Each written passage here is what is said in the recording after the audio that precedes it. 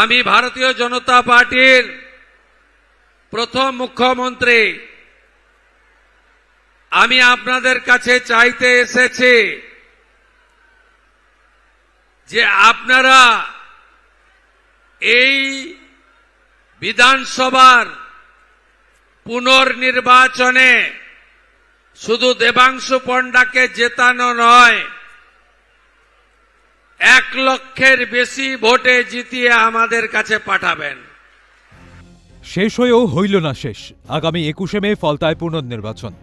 BJP প্রার্থী দেবাংশু পণ্ডাকে 1 লক্ষের বেশি ভোটে জেতাতে হবে। ফলতায় বিজেপি জিতলে স্পেশাল ডেভেলপমেন্ট প্যাকেজ হবে। কর্মী সভায় বক্তব্য রাখতে গিয়ে বড় ঘোষণা মুখ্যমন্ত্রী শুভেন্দু অধিকারীর। একই সঙ্গে শান্তির বার্তা দিয়ে তিনি বলেন, আমরা বলি না 4 তারিখের পর ডিজে বাজবে। আমাদের রাজ্য সভাপতি বলেন, অভিনন্দন যাত্রা করুন। অনিচ্ছুকের গায়ে আবির দেবেন না, এটাই বিজেপি। নরেন্দ্র মোদীজির নেতৃত্বে ভারতীয় জনতা পার্টি নির্বাচনে তার সংকল্পপত্রে যা যা বলেছে সেগুলো তো কার্যকর করব। মাননীয় কেন্দ্রীয় স্বরাষ্ট্র সমবায় মন্ত্রী অমিত শাহজি যা যা বলেছেন সেগুলো তো কার্যকর করব। রাষ্ট্রীয় অধ্যক্ষ নীতিন নবীনজি যে কথা বলেছেন, রাজ্যের মাননীয় সভাপতি রাজ্যসভার সাংসদ শ্রমিক ভট্টাচার্য যে প্রতিশ্রুতি দিয়েছেন ওগুলো তো কার্যকর হবে। সাথে ফলতার জন্য স্পেশাল ডেভেলপমেন্ট প্যাকেজ হবে। আমরা বলি না 4 তারিখে দুপুরের পরে ডিজে বাজবে। আমাদের রাজ্য সভাপতি বলেন, অভিনন্দন যাত্রা করুন, অনিচ্ছুকের গায়ে আবির দেবেন না। এটা বিজেপি। কোথায় গেলেন পুষ্পা না কি যেন নাম? ওই ডাকাতটা কোথায়? কর্মী সভা থেকে হুঙ্কার মুখ্যমন্ত্রী। এদিন তিনি বলেন, সবগুলোর বিরুদ্ধে ব্যবস্থা হবে, গুন্ডামি করতে দেব না, নিশ্চিন্ত থাকুন।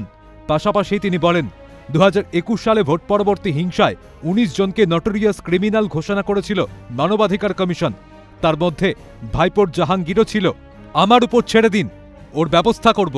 ফলতার দাপুটে তৃণমূল নেতা জাহাঙ্গীর খানের বিরুদ্ধে কড়া পদক্ষেপ গ্রহণের হুঁশিয়ারি মুখ্যমন্ত্রীর। কোথায় গেলেন তথাকথিত পুষ্পা নাকি নাম? ও ডাকাতটা কোথায়? সবগুলোর বিরুদ্ধেই ব্যবস্থা হবে, গুন্ডামি করতে দেব না, নিশ্চিন্ত থাকুন। 2021 পোস্ট পোল ভায়োলেন্স জাতীয় মানবাধিকার কমিশন 19 জনকে নটোরিয়াস ক্রিমিনাল ঘোষণা করেছিল, যার মধ্যে এই ভাইপোর জাহাঙ্গীরও ছিল। আমার উপরে ছেড়ে দিন, আমার উপর ছেড়ে দিন। আমি ওর দায়িত্বটা নিয়ে গেলাম, আমার উপর ছেড়ে দিন, ছেড়ে দিন আমার উপরে। কর্মী সভা থেকে তিনি অভিযোগ করেন, আগে তৃণমূল সরকার থাকাকালীন রাজ্যে একাধিক দেবদেবীর মূর্তি ভাঙা হয়েছিল।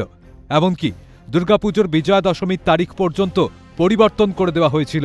এই ধরনের প্রতিটি ধর্মীয় অবমাননার ঘটনার ফাইল পুনরায় খোলা হবে এবং মা কালীকে প্রিজন ভ্যানে তোলা পুলিশ অফিসারের এই বঙ্গে কোনো জায়গা হবে না, স্পষ্টভাবে জানিয়ে দিয়েছেন শুভেন্দু অধিকারী।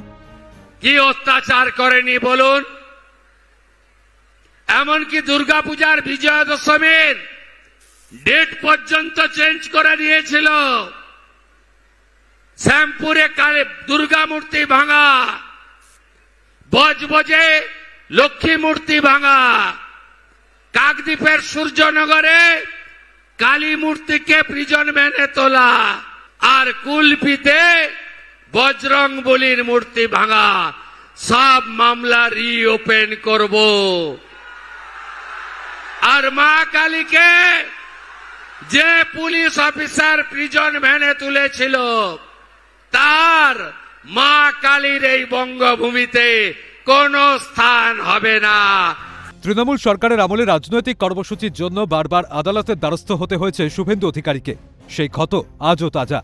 দিন বদলেছে সময়। সব অত্যাচারের হিসাব হবে। রাফ অ্যান্ড টাফ মুখ্যমন্ত্রী শুভেন্দু অধিকারী। অরিজিৎ মণ্ডলের রিপোর্ট, ক্যালকাটা নিউজ।